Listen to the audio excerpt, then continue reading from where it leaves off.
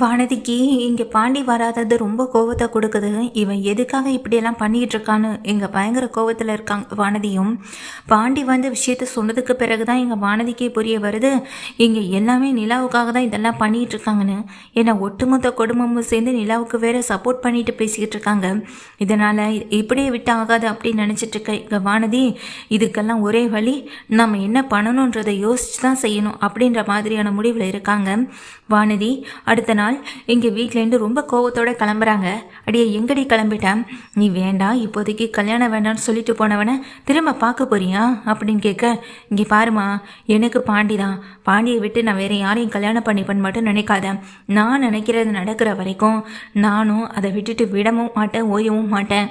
பாண்டியை தான் கல்யாணமும் பண்ணிப்பேன், இவன் நான் பார்த்துக்கிட்டே இரு அப்படின்னு சொல்லிட்டு வானதி இங்கே வீட்டில் எல்லார்கிட்டையும் சவால் விட்டுட்டு வீட்டை விட்டு கிளம்புறாங்க. கிளம்பி போன வானதி நேராக சந்தா வீட்டுக்கு தான் போகிறாங்க. சந்தாவும் அவங்க அண்ணன் அனிஷும் வீட்டில் இருக்க.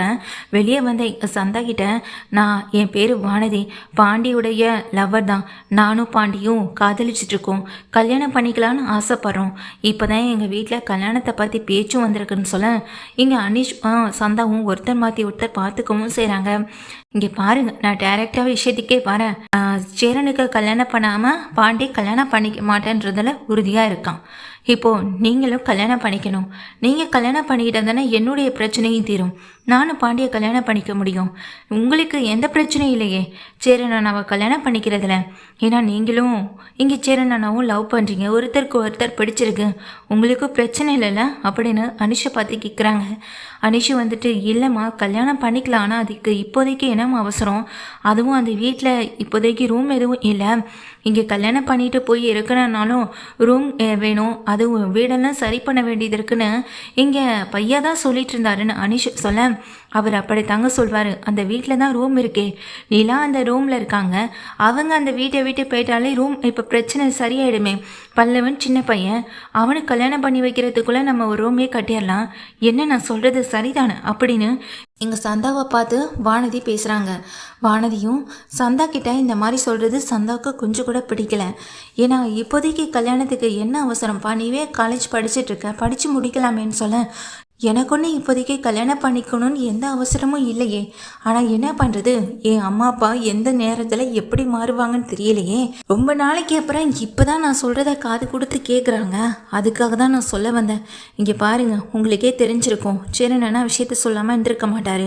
சோழனும் நிலாவும் ஒன்றும் காதலிச்சு கல்யாணம் பண்ணிக்கல, அவங்க இங்கே விருப்பப்பட்டும் கல்யாணம் பண்ணிக்கல, போய் கல்யாணம் பண்ணிக்கிட்டு அந்த வீட்டில் இருக்கணுன்ற அவசியம் இல்லை. பத்தாத்துக்கு அவங்க ரெண்டு பேருக்கும் இங்கே டிவோர்ஸ் கேஸ் வேறு போயிட்டுருக்கு. இந்த சுச்சுவேஷனில் அவங்க இனிமேல் அந்த வீட்டில் இருக்கிறதும் சரிப்பட்டு வராதில்ல, அதனால தான் சொல்கிறேன். நான் சொன்னால் அவங்க யாரும் கேட்க மாட்டாங்க, ஆனால் நீங்கள் சொன்னால் கேட்பாங்க. நீங்கள் கொஞ்சம் சேரன் அண்ணா கிட்ட சொன்னீங்கன்னா நிச்சயமாக நிலா அந்த வீட்டில் இருக்க மாட்டாங்க. சேரன் அண்ணாவே நிலாவை கொண்டு போய் எங்கேயாவது ஹாஸ்டலில் விட்டுட்டு வந்துடுவாங்க.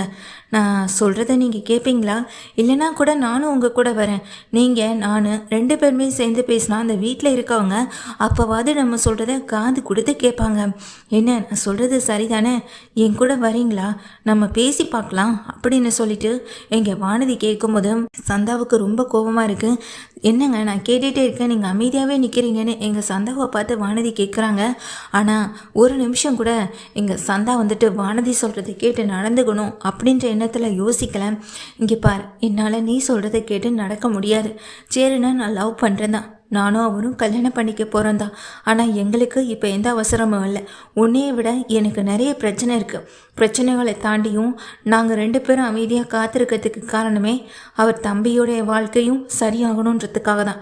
நிலா சோழன் இவங்க ரெண்டு பேருடைய வாழ்க்கையும் சரியாகணும், அவங்க சந்தோஷமாக இருக்கிறதுக்கான நாள் வரும், அதுக்கு பிறகு தான் எங்கள் கல்யாணத்தை பற்றியே யோசிக்கணும் அப்படின்னு நாங்கள் முடிவு பண்ணியிருக்கோன்னு சொல்லும்போது, என்ன சந்தா இவ்வளோ முட்டாள்தனமான முடிவு எடுத்திருக்கீங்க, அதுவும் அந்த நிலாவுக்காகவும் சோழனுக்காகவுமா, அவங்க ரெண்டு பேரும் உண்மையாகவே கல்யாணம் பண்ணிக்கலையே அப்படின்னு சொல்ல, ஆமாம் உண்மையாகவே கல்யாணம் பண்ணிக்கல தான், ஆனால் தாலி கட்டியிருக்காங்களே அதுக்கு பேர் என்ன, அது கல்யாணம் தானே சொல்லுவாங்க, பொய் கல்யாணம் உண்மை கல்யாணம் அப்படின்னு ஏதாவது இருக்கா, இல்லையே தாலி கட்டிட்டா அங்கே சோழனுக்கான மனைவி நிலா தான், நிலாவுடைய ஹஸ்பண்ட் இங்கே சோழன் தான், சட்டப்படி அது செல்லும் அப்படின்றதுனால தானே அவங்க டிவோர்ஸ்க்கு அப்ளை பண்ணியிருக்காங்க. அதுவும் இன்னும் கொஞ்ச நாளைக்கு தானே அவங்க டிவோர்ஸ் வாங்க மாட்டாங்கன்றதுல நானும் சேரனும் உறுதியாகவே இருக்கும். நிச்சயமாக அவங்க வாழ்க்கையில் ஒன்று சேருவாங்க, அதுக்காக தான் நாங்களும் காத்துக்கிட்டு இருக்கோம் அப்படின்னு இங்கே சந்தா சொல்லும்போது, ஏன் இவ்வளோ முட்டாள்தனமாக இருக்கீங்க? நான் சொன்னதை கேட்டால் நீங்களும் நானும் அந்த வீட்டில் ரொம்ப சந்தோஷமாக வாழலாம், இல்லைனா அந்த நிலா மட்டுமே அந்த வீட்டை ஆக்கிரமித்து வாழுவான் அப்படின்னு எங்கள் வானதி சொல்ல, அதை கேட்ட எங்கள் சந்தா, அந்த வீடு, இந்த இடம், இது எல்லாத்தையும் தாண்டி நான் எங்கள் சேரனை உண்மையை காதலிக்கிறேன். அவர் மனசு புண்படுற விதமாக எதையும் செய்ய மாட்டேன். இதுக்கு பேர் தான் உண்மையான காதல். ஆனால் நீ பண்ணிகிட்டு இருக்கிறதுக்கு பேர் இன்னொருத்தவங்களை பழி வாங்கணும், உன்னுடைய சுயநலத்தை பற்றி மட்டுமே யோசிக்கிற ஒரு ஆளாக மட்டும்தான் நீ இருக்கிற. மற்றவங்க சுச்சுவேஷனில் கொஞ்சம் கூட இருந்து யோசிக்க மாட்டேன்னு சொல்ல, உங்ககிட்ட வந்து நான் கேட்க வந்தேன் பாருங்கள், என்ன சொல்லணும். நானே இந்த விஷயத்தை பற்றி வீட்டில் போய் எல்லாம் கேட்டேன், பேசி நிலாவை கையோடு இழுத்துட்டு போய் வெளியே விடுறேனா இல்லையான்னு மட்டும் பாருங்கன்னு சொல்ல, ஒரு நிமிஷம் அப்படின்னு இங்கே சந்தா சொல்கிறாங்க. அப்படி ஒன்று நடந்துச்சுன்னா நீ அந்த வீட்டுக்கு மருமகளாகவே ஆக முடியாது. அப்படி ஒன்று நான் நடக்க விடவே மாட்டேன்னு சொல்ல, என்னை மிரட்டுறியா அப்படின்னு கேட்குறாங்க. ஆமாம், நான் மிரட்டுறனே வச்சுக்கோ. அந்த வீட்டுக்கு மூத்த மருமகளாக இல்லை, நான் முதல் மாமியாராக இருந்து சொல்கிறேன். நான் சொல்கிறத அந்த வீட்டில் இருக்கவங்க கேட்பாங்க. அப்படி கேட்க வேண்டிய சூழ்நிலையும் வந்திருக்கு. நான் சொல்கிறத அந்த வீட்டில் இருக்கவங்க கேட்பாங்க.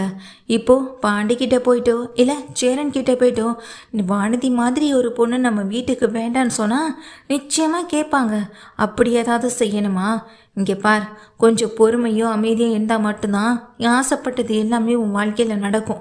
ஆனால் அதுக்கு மாறா நீ ஏதாவது செய்யணும்னு நினச்சி வீட்டுக்கு போய் பிரச்சனை பண்ண, நீ எப்போதும் பாண்டி கூட சேரவே விட மாட்டேன் அப்படின்னு இங்கே மிரட்டவும் செய்ய, என்னமோ அந்த வீட்டுக்கு நீங்கள் தான் எல்லாமேன்ற மாதிரியும், நீங்கள் இன்னும் அந்த வீட்டுக்கு கல்யாணம் பண்ணிகிட்டே போகலையே, அப்புறம் எதுக்கு இந்த உரிமையில் பேசுகிறீங்கன்னு சொல்ல, அதை தான் வானதி கேட்குறேன்.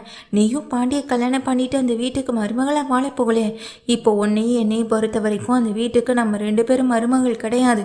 அந்த வீட்டுக்கு மருமகள் பார்த்தா நிலா மட்டும்தான். நிலா எடுக்கிறதா முடிவும் அப்படின்னு சொல்லிட்டு இங்கே வானதியை பார்த்து இங்கே சந்தா சொல்ல, வானதி பயங்கர டென்ஷனோட முறைச்சி பார்த்தபடி நிற்க, ஒழுங்காக வீட்டுக்கு போகிறதுக்கு வழியை பாரு, அதை விட்டுட்டு இன்னொருத்தவங்க குடும்பத்தில் போய் குட்டை குழப்புற விதமாக ஏதாவது பேசிக்கிட்டு இருந்தேன், அப்புறம் நான் என்ன பண்ணுவேன்னு தெரியாது அப்படின்னு சந்தா இப்போ தான் முதல் முறையாக கோவப்பட்டு பேசுகிறாங்க. இதை கேட்ட வானதியுமே அதிர்ந்து போகிறாங்க. வானதி கிட்ட இந்த மாதிரி சந்தா பேசினதை பார்த்ததும் அனிஷ்கே ரொம்ப சந்தோஷமாக இருக்குது. அந்த குடும்பத்துக்கு போகிறதுக்கு முன்னாடி அந்த குடும்பத்துக்காக பேசுகிற தன் தங்கச்சியை நினச்சி அனீஷ் வந்து ரொம்ப சந்தோஷத்தில் இருந்துகிட்டு இருக்காங்க. இங்கேருந்து கிளம்பின வானதி ரொம்ப கோவத்தோடையே தன் வீட்டுக்கு போகவும் செய்கிறாங்க.